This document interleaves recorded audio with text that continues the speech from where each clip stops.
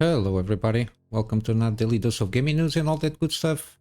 And as always, I also publish on Rumble, on the blogger site. It's an archive post thingy, and everything is also posted on Patreon for extra support. And any kind of updates I usually go about on Twitter X. This episode will probably be a little bit later than usual. Something this got out of touch there on OBS. I tweaked around some microphone settings. Hopefully it sounds a little bit better. Hopefully. Any kind of feedback is always appreciated regarding quality of everything around what I do, so I can improve accordingly. Yesterday I did some live stream. I went about very late on my time zone. I think in the future I will see if I can manage during throughout my daytime. I don't know, because I have to keep up so late that then I just, by the end of the stream, I just almost drag along. But yeah, I will see what I can do regarding scheduling, trying to schedule my streams there. But as always, I can't commit to a proper schedule, mainly because of my workloads and my job as a freelancer usually doesn't allow me to commit to a fixed schedule, at least with live streams at the moment. Today is Wednesday, so no gameplay series for today. Tomorrow it is Jedi Survivor.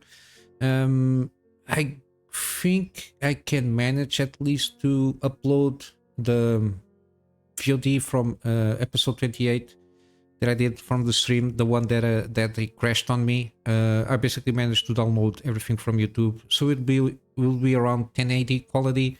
But I just chopped off the breaks and the such, what I usually do.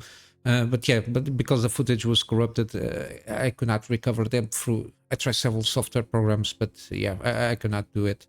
I managed to recover per se, but because I think it's 4K. It's like 3 hours of recording, and then I don't know if the sample was not good from the footage that I had. It was not good. A lot of artifacting, a lot of compressing, and a lot of double framing, so it gets stuck there and then advanced 3 or 4 frames. Yeah, it was a mess. But yeah, yesterday we managed to do everything okay, so I don't know, give me around 2 to 3 days until I get everything set up there. But yeah, in terms of news here, yesterday I basically almost wrapped up. I think I wrapped up basically the the quest for Rani. I think now, from what I understood, I will only be encountering her when I reach the end game for the endings there, from what I understood. But yeah, it was a very long one. I got stuck on the Evergoal with a Black Knife ringleader, and with the dragons there, it took me a while to get around that, but I did eventually manage. I'm very I just bang my head into the wall until it comes down sometimes, and that's basically what happened last stream. But might be a little bit boring just watching me die like 40 times until I get around doing the ringleader stuff there. But yeah, you might get some things out of that, because I eventually had to go through a guide to see what I was doing. It was correct, because I was thinking that I tried some status effects on that guy, and of course on that lady, because all Black Knives are female.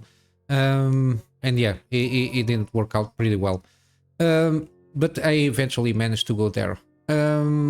Okay, some gaming news here in terms of let's see.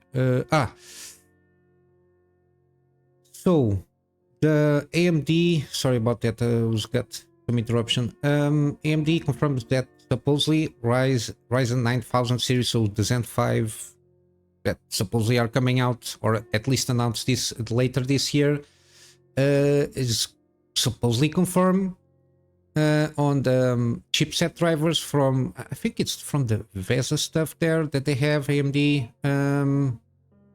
Chipset drivers, this is like version 6, whatever this is. These drivers mark a update transitioning from version 5 to version 6 for the Asus. This is the X670, it's like I think this is one of the higher ends from ASUS. Describing my peer now. Okay, it includes Ryzen 6740, so APU stuff there, and 8000 series, which is also APU. Yeah, supposedly here from the again AMD PMF, so processor M something, which I don't know what it is. 9000 series driver. Again, supposedly they are already being introduced on the driver side, but I'm not sure how they're going to do with the naming scheme, especially with the new APUs. I think it's the Strix point. Yeah, of course, the for the desktop stuff, the normal ones will be like 9950X and all that jazz, and probably I think. So 7600, no, sorry, I got the 7700, so 9700 kind of a thing there. This is the 99, so the equivalent of what we got to 7950. Yeah, the naming scheme should be equal. We just put the 9 there. Yeah, and I think AMD will continue the APU naming scheme, like they put out like a table. Each digit represents. I think this is like the. Not the year, but the series. Then we got one of those for the year that is coming out. Other has to do if it is Zen 4, Zen 5, or Zen 4C, or whatever they are calling that. But yeah, hopefully we'll get, again, by the end of the year, we'll have better information regarding the Zen 5.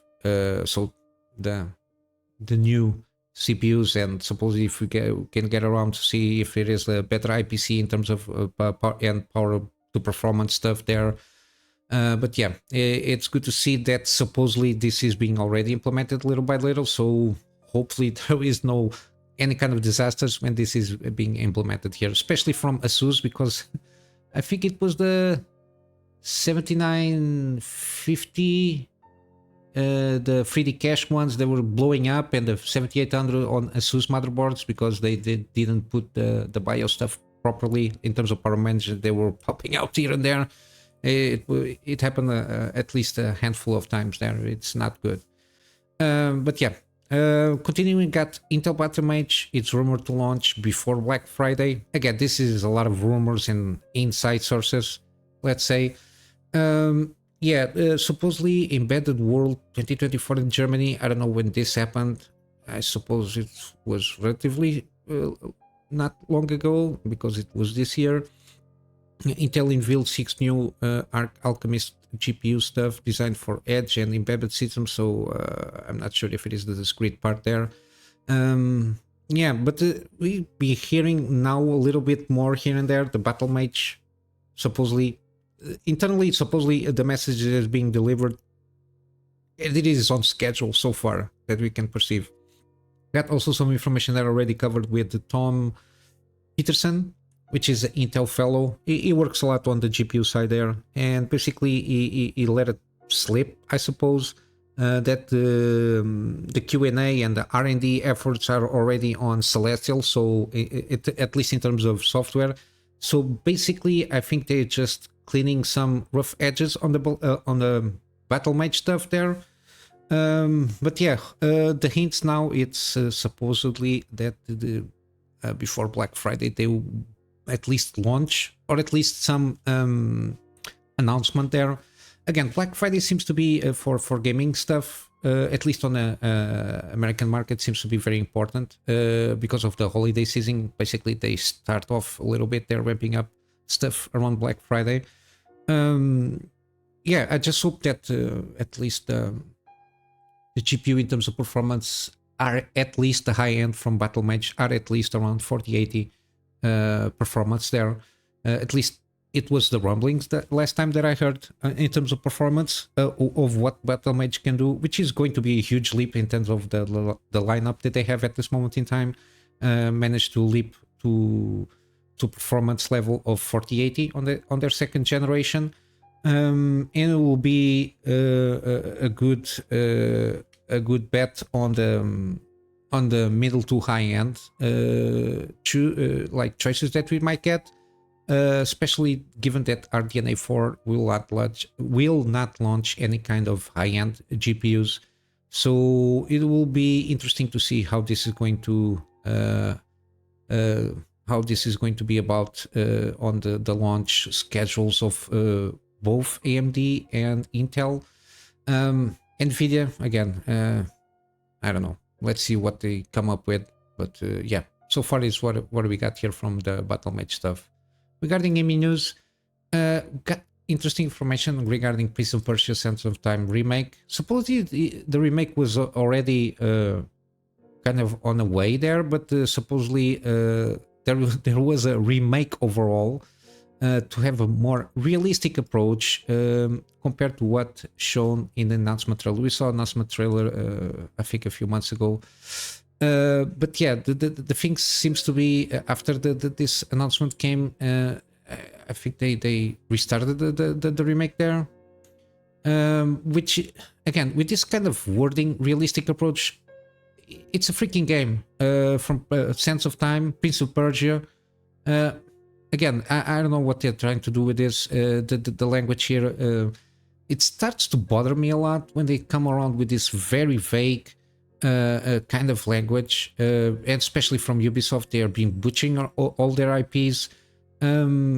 Supposedly, aside from complete graphical overall, animations, combat mechanics, and parkour have also been overall for the reboot of Sands of Time. Another interesting detail is that even the main actor that portrayed the first three games, and supposedly the initial remake, won't be reprising his role in the remake. Okay. Yeah, I don't know what they're going for here on Ubisoft. They're just butchering everything that they're doing.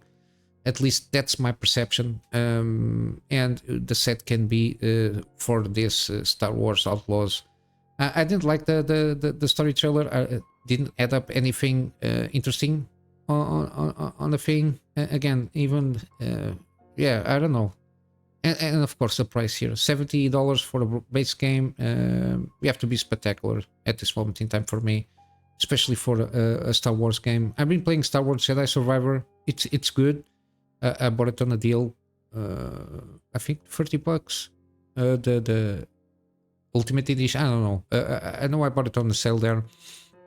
It's pretty good at the price point so far. I just hope the story doesn't get worse. At least that maintains the kind of a little bit of the simplicity of the first one. Just kind of pretty straightforward, no kind of messing around too much. But yeah, this story trailer, I didn't get what the point was. Again, we'll see. For me, we'll see. Because with Ubisoft at this moment in time, I don't expect much in terms of quality. Yeah, we need to get back on having good old games, for lack of a better term there. And that's why I'm still catching up with older games, because we got a lot of good ones from the past at least 6 to 10 years that a lot of people missed for sure. And I think it will be good at least to catch on a deal. I think it's always good to get one of these older games here. But yeah, in terms of news, this is what I got. Very short one for today. We got for deals, we got still till tomorrow, around 24 hours more until the date of publishing of this video.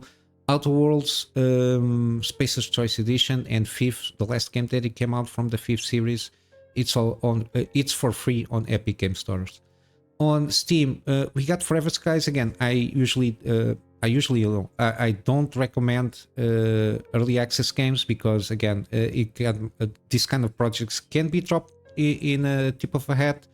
But this one seems to be very positive reviews. It's one of those curious little games that by the premise itself seems interesting, and they are been doing the updates here and there. Supposedly now you can have like a greenhouse kind of a thing there on your ship there. Again, if you want to take a chance, I think this one might be a good one. But again, I don't recommend jumping in early access games all of a sudden. But I think this one might be a good project here. It seems to be updated regularly and taking into account feedback from players. And yeah, they are adding stuff here and there on the game itself. Regarding other gaming deals, we got Midnight Sun 75% off. We got Dredge, which is 30% off on the deluxe edition, and we got Liza P 30% off. And okay, this is music and attire set is another thing. The deluxe edition is also 30% off. Again, this game seems pretty excellent. And on GOG, we got Deus Ex Human Revolution Director's Cut 85% off. We got the sequel Mankind Divided Digital Deluxe Edition 85% off. Again, this is as the playable DLC or the season pass there. It's included here. And you got XCOM Chimera Squad 85% off. Again, I think this one it's a pretty good one. If you enjoyed XCOM 2, again, I have this one on Steam. I didn't do a gameplay through, but I will eventually do one. And it seems pretty good. It's a more shorter game, but they try to experiment here and there in some things with the formula there, and I think he did a good result.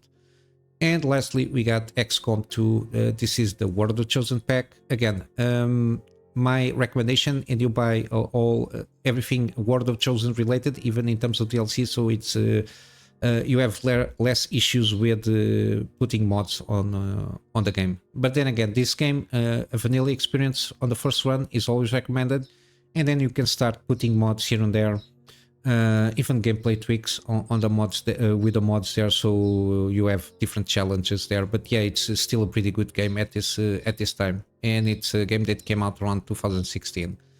But yeah, today this is what I got for you today. I hope that the microphone it's a little bit better. I had to retweak everything because the settings were completely blanked. And hopefully this is a little bit better than from previous episodes, because I do a lot of retweaking here and there to try to see if my voice is not that annoying. But yeah, I will wrap up here with a plug on my Patreon. The Patreon at this moment, of course, is for extra support, and that extra support at this moment in time is more focused for storage, for me to be able to get backups of the stuff that I do for my clients, and of course some extra space for the videos that I do for the channel. And with all that said, guys, I hope you have a wonderful day, and I will see you in the next one. So until then, Kunamy Master out.